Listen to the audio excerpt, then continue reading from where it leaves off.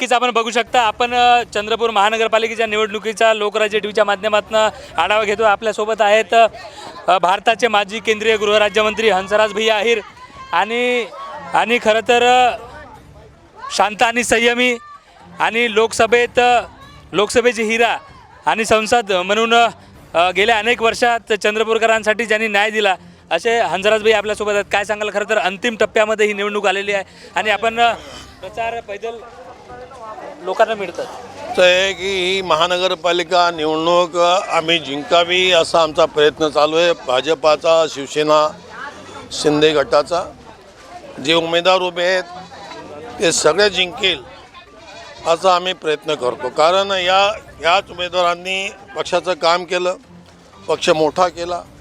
आता महानगरपालिकेत त्यांना आम्हाला सभा असतो, विधानसभा असतो, या सर्वांमध्ये कार्यकर्ते काम करतात आणि त्यांना विजयी करून महानगरपालिका पुन्हा आम्हाला आपल्या ताब्यात घ्यायची आहे।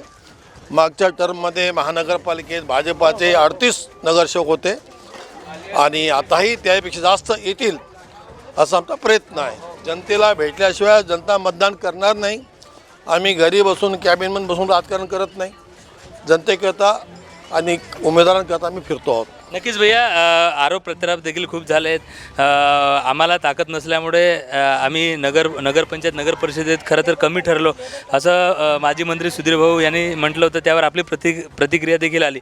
खरं तर आता समन्वय साधला आहे का? आमचा समन्वय हा दुरावलेला नव्हता। आजही आम्ही जागोजागी आपापल्या पद्धतीनं निवडणूक प्रचार करीत आहोत।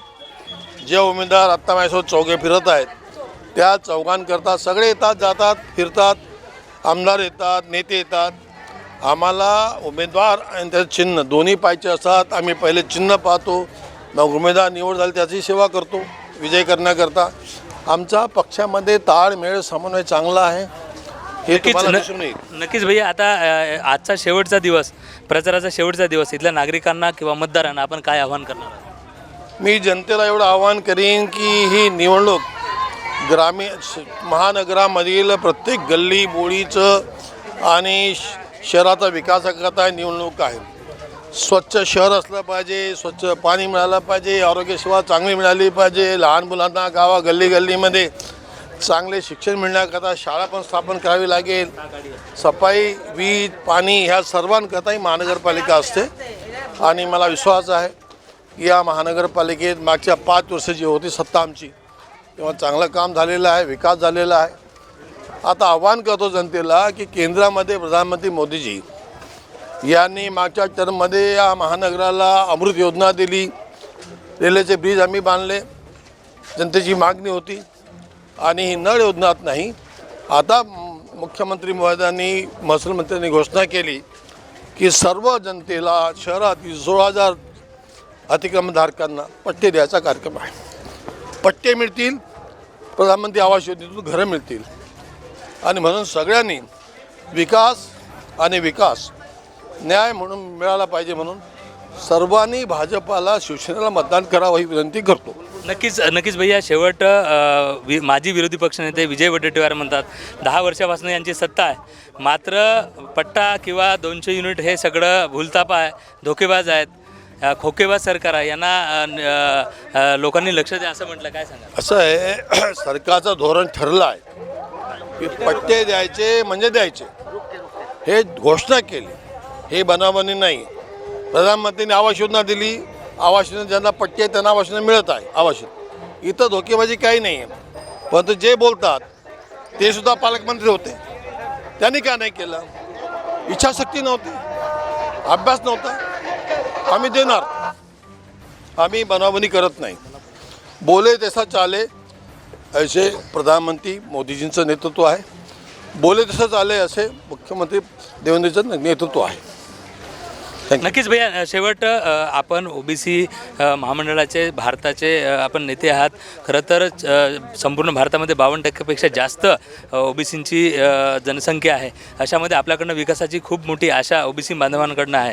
अशात काही नवीन आपल्याकडनं या माध्यमातून चंद्रपूरकरांना सांगा। सर्वात पहिले मी ओबीसी बांधवांना आवाहन करतो, हे देशाचे पहिले प्रधानमंत्री आहेत की त्यांनी ओबीसी आयोगाला संवैधानिक दर्जा देऊन आमच्या आयोगाचे अधिकार वाढवले आहेत।